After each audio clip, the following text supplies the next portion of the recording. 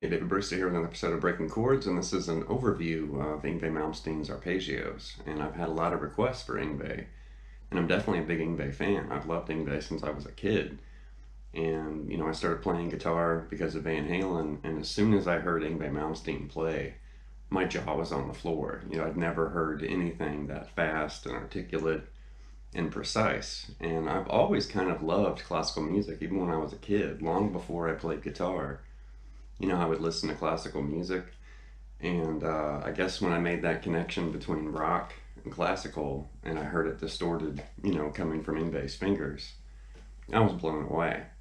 And I've had a lot of students over the years kind of ask, like, what is Yngwie doing? Like, can you show me, some insight, or just kind of give me a peek at his ideas and where he's coming from? Because it is really different. If you're a blues player or have a blues background, what he's playing may not really make any sense. So this lesson is going to tap into some of his favorite licks and ideas using arpeggios. Just shared that image. I had a lesson in Guitar Player magazine a few years ago that was a tribute to Yngwie, moves like Malmsteen. And that was more or less a position shifting scale-based lesson. I didn't really talk about arpeggios in there. It was more or less related to his quick shifting and changing between strings while also picking, at the speed of light. So if you haven't seen that lesson, you can definitely find that on Guitar Player's website. But this lesson is primarily focused on arpeggios, and Yngwie plays a lot of them. The first thing we're going to tap into is we're going to find Yngwie's favorite arpeggio fragments, or pieces of arpeggios. And while Yngwie does play full extended arpeggios in his music, a lot of times when you hear him sweeping and playing, really quickly, he's using pieces, 3 or 4 strings or 3 or 4 notes at a time, instead of these giant, 6-string arpeggios. So we're going to start in A minor, and there's a, really common A minor arpeggio right there. And if we go up to the next position, there's another A minor arpeggio right here. And go up to another position, there's another A minor arpeggio right here. Now Yngwie loves all 3 of those shapes. What he does is he usually will kind of target the top, like the G, B, and high E string, and he'll really just grab that C, E, and A right there. He'll also grab that C up on the high E string there too. He loves, sweeping that shape. And then if you go to the next position that we uncovered, there's E, A, and C. There's also an E up there on the 12th fret. He loves that arpeggio. And if you go to the next position, there's A, C, and E, which is our A minor triad. And there's also an A hiding up there at the 17th fret. So right there we have 3 arpeggios that Yngwie uses all the time, and they're all in A minor, and we can just kind of walk through them or, sweep through them. Now if you want, we can shift this to E minor, so you can see everything that we just uncovered in a different key, and that's also helpful to expand this, along the fretboard and stretch this out in other keys and other places too. So let's move to E minor now, and we're going to do the same thing. So we can recycle those same 3 arpeggios, but shift them, into a different key. So the first E minor shape is going to be right here in the 7th position. There's the next shape right here, and then the final shape right here. But once again, it's the same 3 shapes, just rearranged in a different key. So now there's E minor right here. There's E minor right here. And then there's E minor right here. So right there you have, A minor and E minor kind of uncovered on the fretboard. If you're familiar with those shapes, you can outline, a chord progression that's going to imply harmonic minor. And that's a big thing in Yngwie's music, is he's constantly flirting with that harmonic minor tonality. And, sometimes he'll dip into Phrygian, sometimes he'll, use, kind of imply modes from harmonic minor. But a lot of the time, the majority of the time, especially his classic stuff, he has kind of broken away from just purely, attacking that harmonic minor flavor and sound. But this is a big part of classical music. It's not just Yngwie. He picked this up from studying Bach and Paganini in a lot of classical music. So he's borrowing that tonality and that pull, that happens in harmonic minor. So right there, we could play, maybe a minor 4 chord, a major 5 chord, and then a minor 1 chord. And that would kind of flirt with harmonic minor because, harmonic minor is definitely in a minor key, but it has a major 5. That's kind of the telltale, or one of the telltale signs that you're playing in harmonic minor. So for A minor, we would have an A minor chord, we'd have D minor for the 4 chord, and then the 5 chord would be, E major or E7.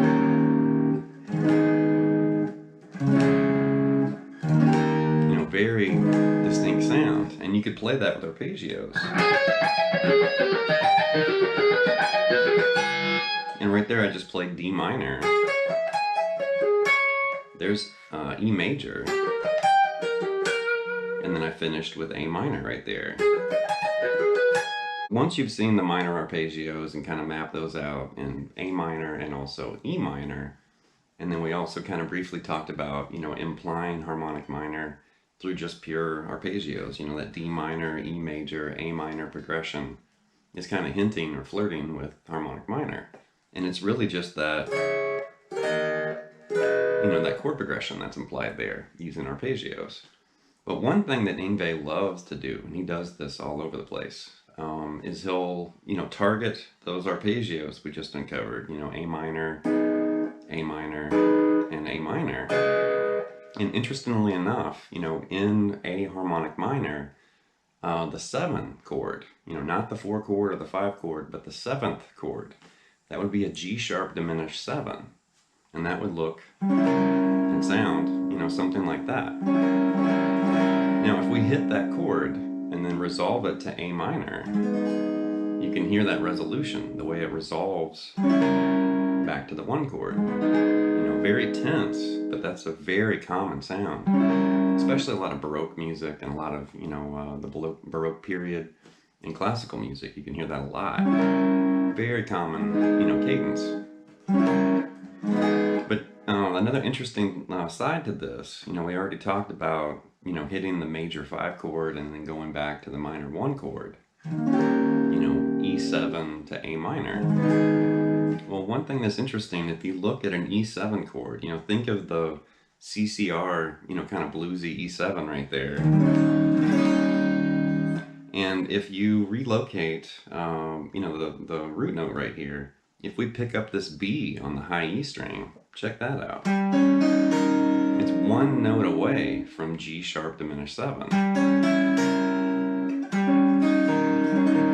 So it's interesting, when you have that that major 7 or dominant 7th, 5 chord, it's almost kind of flirting with that diminished 7 tonality. There's just 1 note that's different. It's that F right there.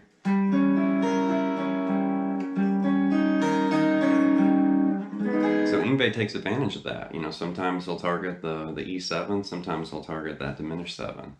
But where all 3 of those arpeggios live, there are conveniently G sharp diminished 7 arpeggios, and Yngwie's definitely tapped into that.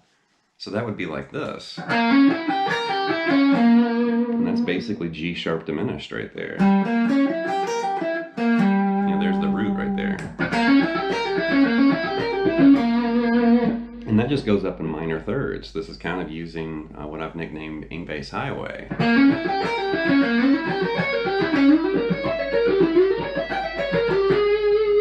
And that's just G sharp diminished 7, kind of moved along the fretboard there. You could do that all up and down the neck if you wanted to. But right there's G sharp diminished 7. And then there's that A minor right there. And go up to the next position. And then there's A minor right there. We're going to jump all the way up here. And then there's our last A minor arpeggio.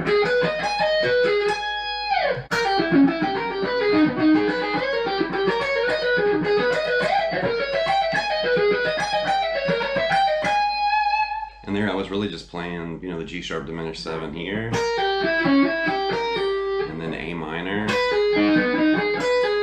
sharp diminished 7 here, A minor, G sharp diminished 7 way up here, so I skipped, one of those positions. There's A minor. And I'm really just kind of combining, the diminished 7 arpeggio with the minor arpeggio and just kind of connecting it, side by side like that, which Yngwie does that a lot. For a song example of him doing this, check out the song Liar, which is from Trilogy. And that's one of my favorite Malmsteen albums. But in the song Liar, he's actually playing G sharp diminished in 2 positions, and then he plays A minor in 2 positions. So he's kind of combining what we just looked at in a different way, but it looks and sounds like this.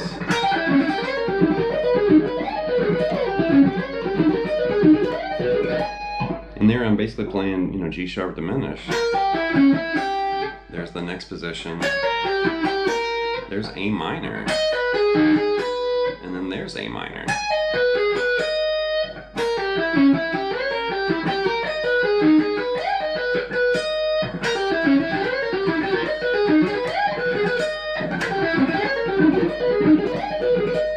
Really interesting lick, and it's challenging for sure. The next example comes from the song As Above, So Below, which is from Rising Force, and I definitely like this lick. It's really cool. And he's still flirting with, the A arpeggio and that G sharp diminished 7, but he's also including notes from A harmonic minor, so he's kind of blurring the line between scales and arpeggios, which I love, when guitarists do that. But it looks and sounds like this.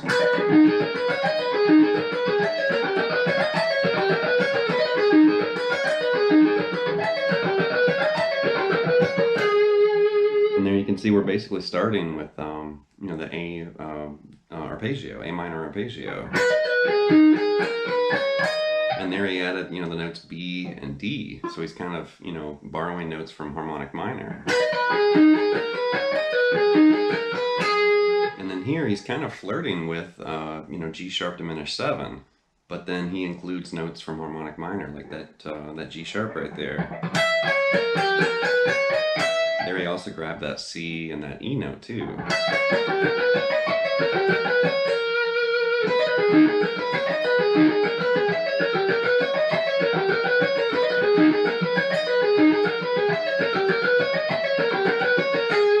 Really interesting lick, and I love the way it's kind of blurring between scales and arpeggios too. One thing that Yngwie likes to do with his highway,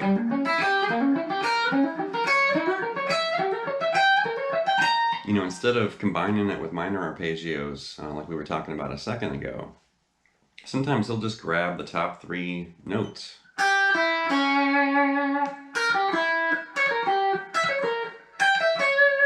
And sometimes he'll grab that and he'll do something crazy like this. This is a lick from the song Dark Ages, which is also from Rising Force. And that's...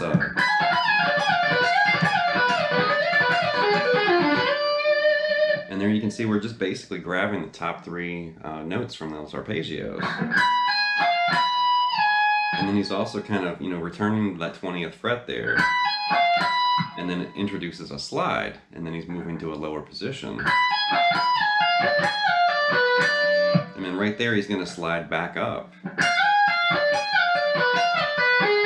And then right there he slides up again.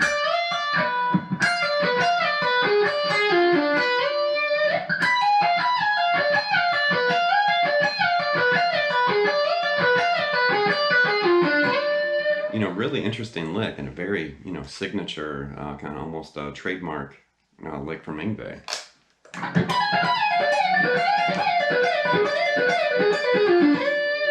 All right, one more example here. I'm going to share one of my favorite, arpeggio moments from Yngwie, and there's a bunch of them. I mean, he plays arpeggios all the time, but I've always liked the way this run sounds, and it's once again kind of flirting with a dark tonality. It's a little bit different.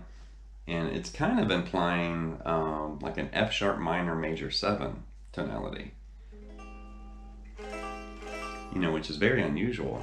It's hinting at that tonality, and that's also kind of flirting with harmonic minor once again, because of that major 7. But the run looks like this. And I really like the way it's kind of jumping around the fretboard. It's also linking or connecting octaves.